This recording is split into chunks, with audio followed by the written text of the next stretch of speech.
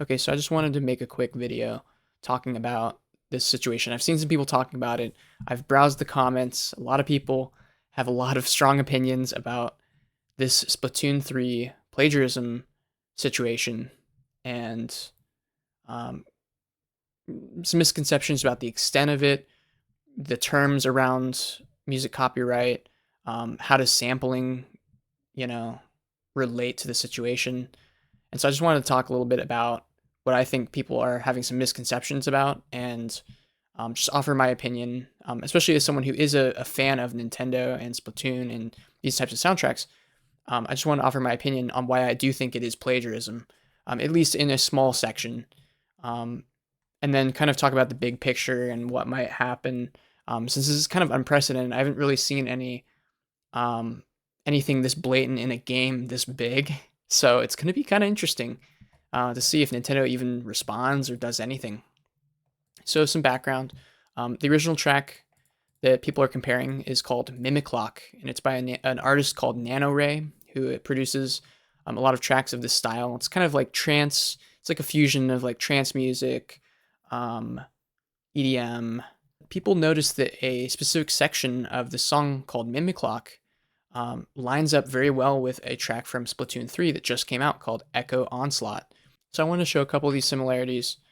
And first, some people noticed in the intro to Echo Onslaught, there is a very similar part to one of Nanoray's tracks. So I'm going to play the Echo Onslaught version first, and then I'll play the other one right after.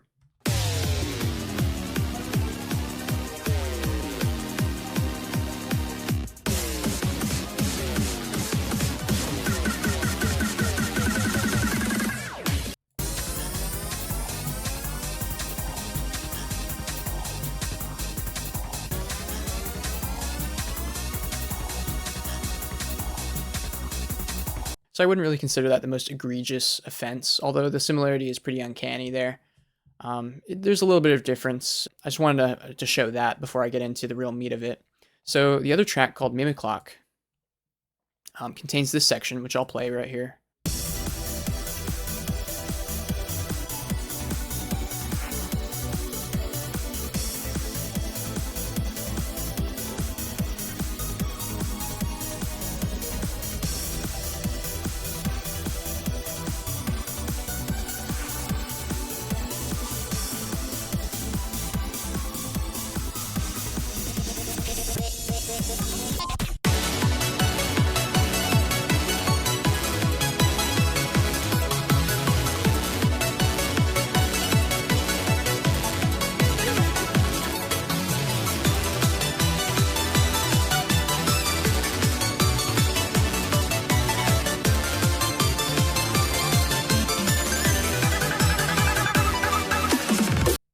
You'll immediately notice there's a lot similar there. Um, Different key, but a lot of the rhythm and the solo part, the synth solo, it sounds very similar. A little bit interesting. So what I've done is um, I've taken the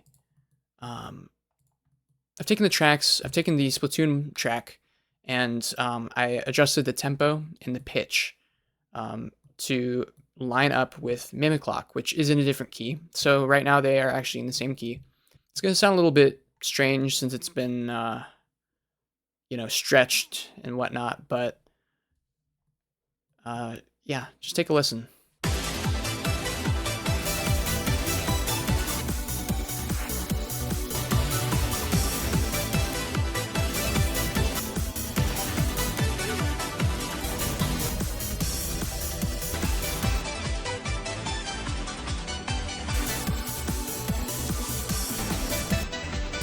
Becomes a little bit more obvious, but I also transcribed the solo part.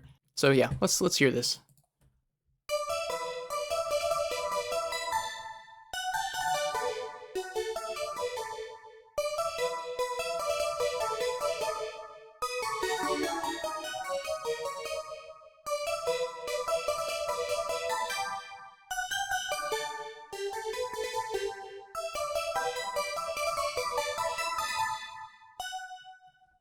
So at this point, I think it's pretty much proven. I mean, a lot of people have said, it's just inspiration.